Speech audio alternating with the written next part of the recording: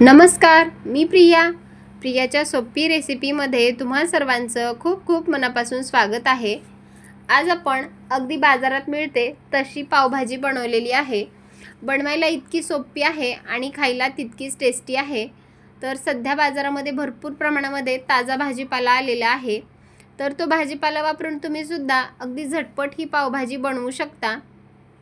तर बघा, आपली पावभाजी जी आहे ती अगदी मस्त झालेली आहे आणि जशी आपण बाजारातून विकत आणतो अगदी सेम तशीच टेस्ट आलेली आहे।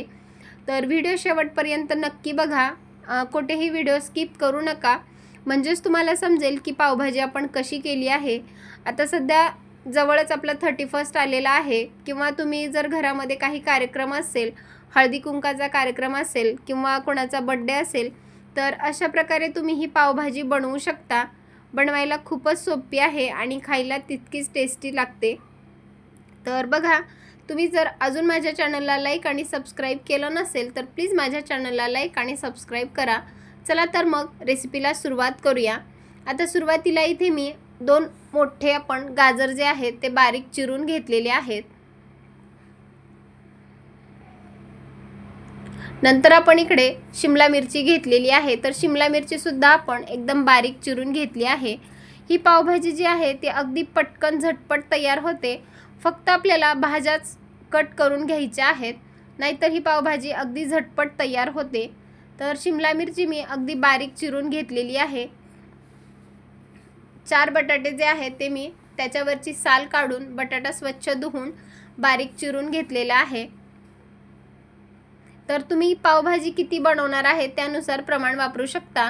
इथे मी एक 4 ते 5 जणांसाठी पावभाजी बनवणार आहे, त्यानुसार हे प्रमाण घेतलेलं आहे। तर 4 आपण बटाटे घेतले होते। आता एक बीट जो आहे त्याच्यावरची साल काढून बीट सुद्धा आपण इथे बारीक चिरून घेतलेला आहे। याऐवजी तुम्ही किसणीने बारीक किसून सुद्धा घेऊ शकता। बीट टाकल्यामुळे पावभाजीला रंग खूप छान येतो, यामध्ये आपल्याला रंग टाकण्याची गरज नाही। आता इथे मी एक 2 ते 3 मिरच्या बारीक चिरून घेतलेल्या आहेत। याऐवजी तुम्ही त्याचा थोडासा ठेचा सुद्धा करून घेऊ शकता। आणि फ्लावर सुद्धा आपण एकदम बारीक चिरून घेतलेला आहे। आता फ्लावर जो आहे तो त्यावर बऱ्याच प्रमाणामध्ये आळ्या असतात, तर फ्लावर आपल्याला एकदम स्वच्छ निवडून घ्यायचा आहे आणि तो निवडून झाला की थोडासा आपण गरम पाण्यामध्ये तो धुवून घेणार आहेत। आता इथे मी भरपूर सारी कोथिंबीर घेतलेली आहे। पावभाजीमध्ये कोथिंबीर टाकली की खूप छान अशी टेस्ट येते। आता इथे आपण एक पेस्ट घेतलेला आहे, तर अद्रक आणि लसणाची पेस्ट घेतलेली आहे। 20 ते 25 लसणाच्या पाकळ्या आणि 2 अद्रकीचे तुकडे आपण एकदम खलबत्त्यामध्ये बारीक कुटून घेतलेले आहेत। आणि एक 2 ते 3 कांदे आपण जे चॉपर असतं त्याला एकदम बारीक चिरून घेतलेला आहे। तुम्ही याऐवजी चाकूने बारीक सुद्धा चिरून घेऊ शकता, किंवा चॉपरला सुद्धा कांदा असा एकदम बारीक करून घेऊ शकता, किंवा मिक्सरला त्याची एकदम बारीक पेस्ट सुद्धा करून घेऊ शकता। आता बघा, इथे मी 2 मोठे टोमॅटो सुद्धा चॉपरने एकदम बारीक करून घेतलेले आहेत। तर टोमॅटो जो आहे तो तुम्ही त्याची एकदम बारीक पेस्ट सुद्धा करू शकता। आता इथे मी पावभाजी मसाला घेतलेला आहे, तर 50 ग्राम आपण पावभाजी मसाला वापरणार आहेत। इथे मी सुहाणाचा पावभाजी मसाला वापरलेला आहे। सोबतच आपण हळद सुद्धा वापरणार आहेत, तर 1 चमचाभर आपण हळद वापरणार आहेत। हळदीमुळे पावभाजीला रंग सुद्धा खूप छान येतो। आणि सगळ्यात महत्त्वाचं म्हणजे बटर। तर बटर जे आहे ते आपण 100 ग्राम बटर वापरलेलं आहे। बटर वापरल्यामुळे पावभाजी जी आहे ते अगदी बाजारामध्ये जशी मिळते सेम तशीच पावभाजीला टेस्ट येते, त्यामुळे आपल्याला बटर सुद्धा वापरायचं आहे। आता इथे मी 1 वाटी भरून वटाणा वापरलेला आहे। आता जर हे जे वटाणा आहे तो मी शेंगा आणल्या होत्या, तर शेंगाचं जे सोलून आपण बी काढून घेतलेलं आहे, तर हे साधारण 1 वाटीभर वटाणे आहेत। जर तुमच्याकडे शेंगा नसतील वटाण्याच्या, तर तुम्ही जो अख्खा वटाणा असतो तो सुद्धा रात्रभर भिजत घालू शकता आणि सकाळी तो धुवून घेऊ शकता। पण इथे माझ्याकडे वटाण्याच्या शेंगा होत्या म्हणून मी 1 वाटी भरून वटाणा घेतलेला आहे। आता बघा, गॅसवरती मी कुकर गरम करण्यासाठी ठेवला आहे आणि त्यामध्ये आपण 2 पळी तेल टाकून घेतलेलं आहे। तर तेलाबरोबरच आपल्याला यामध्ये बटर सुद्धा टाकायचं आहे। तर आपण जे 100 ग्राम बटर घेतलं होतं त्यामधील अर्धं बटर मी तेलामध्ये टाकून घेतलं आहे. तर बटर जे आहे ते आपल्याला थोडंसं वितळवून घ्यायचं आहे. आणि बटर टाकल्यामुळे पावभाजीला अगदी बाजारामध्ये जशी पावभाजी भेटते अगदी सेम तशीच टेस्ट येते. त्यामुळे आपण इथे बटरचा जास्त वापर करणार आहेत. आता बटर आपल्याला थोडंसं वितळवून घ्यायचं आहे आणि नंतर यामध्ये अद्रक आणि लसूणची पेस्ट टाकून घ्यायची आहे. तर ही अद्रक आणि लसणाची जी पेस्ट आहे ती आपल्याला छान अशी परतून घ्यायची आहे. यामधला जो कच्चेपणा आहे तो निघून जाईपर्यंत परतून घ्यायचा आहे. आता बघा, हे परतत असताना गॅसची फ्लेम आपल्याला अगदी मंद ठेवायची आहे आणि अगदी मंद आचेवर अद्रक आणि लसूण आपल्याला परतून घ्यायचं आहे. आता बघा, लसूण आणि अद्रक आपलं छान असं परतून झालेलं आहे.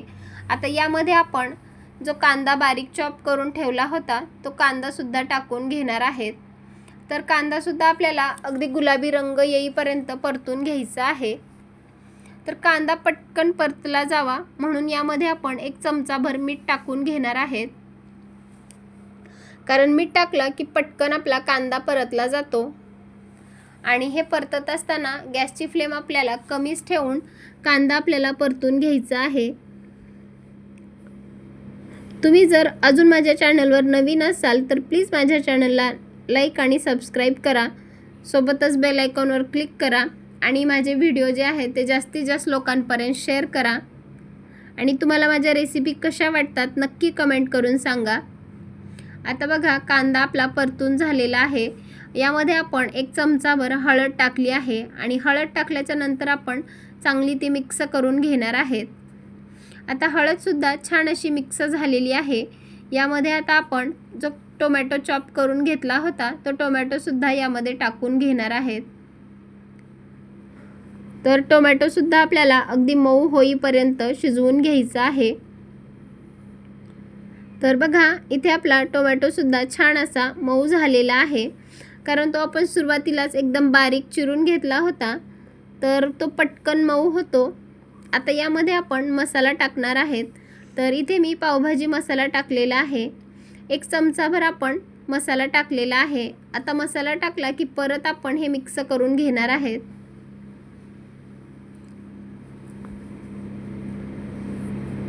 तर बघा, इथे आपण मसाला टाकल्याच्या नंतर चांगलं मिक्स करून घेतलं आहे. तर हे मिक्स करत असताना गॅसची फ्लेम आपल्याला थोडीशी कमीच ठेवून अगदी मंद आचेवर हे मसाले परतून घ्यायचे आहेत. आता यामध्ये मी तिखट वापरलेलं आहे. तर तिखट जे आहे ते घरगुती तिखट आहे. तर 2 चमचे मी तिखट वापरलेलं आहे. आणि तिखट जे आहे ते तुम्ही तुमच्या आवडीनुसार कमी जास्त करू शकता. हवं तर तुम्ही इथे बेडगी मिरचीचं सुद्धा तिखट वापरू शकता. कारण ते थोडंसं कमी तिखट असतं आणि त्यामुळे रंगसुद्धा खूप छान येतो. पण इथे मी घरगुती लाल तिखट वापरलेलं आहे. आता तिखट टाकलं की परत आपल्याला हे मिक्स करून घ्यायचं आहे. आता बघा, मसाल्याला छान असं तेल सुटलेलं आहे. आता यामध्ये आपण ज्या भाज्या होत्या त्या टाकून घेणार आहेत. तर वाटाणे त्यामध्ये टाकून घेतले. नंतर आपण जो फ्लावर घेतला होता तो सुद्धा यामध्ये टाकून घ्यायचा आहे. बीट टाकून घेतला आहे. सोबतच हिरवी मिरची, बटाटा आणि हे सर्व भाजीपाला आपल्याला टाकून घ्यायचा आहे.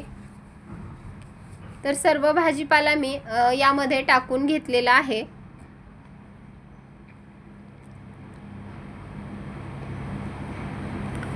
आता हे टाकत असताना गॅसची फ्लेम आपण अगदी मंदच ठेवलेली आहे. जर तुम्ही हाय फ्लेम ठेवली तर खाली जो आपला मसाला आहे तो करपून जाईल.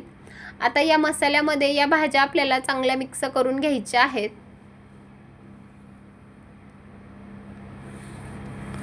तर कुकरमध्ये ही भाजी अगदी झटपट तयार होते आणि जास्त वेळ सुद्धा लागणार नाही. तर बघा, मसाल्यामध्ये सर्व भाज्या ज्या आहेत त्या आपल्याला चांगल्या प्रकारे मिक्स करून घ्यायच्या आहेत. इथे बघा, मी मसाल्यामध्ये भाज्या चांगल्या प्रकारे मिक्स केलेल्या आहेत. आता यामध्ये आपण पाणी टाकून घेणार आहेत. तर इथे मी साधारण 2 तांब्या पाणी टाकून घेणार आहे. तर पाणी टाकलं की परत आपल्याला हे चांगलं मिक्स करून घ्यायचं आहे.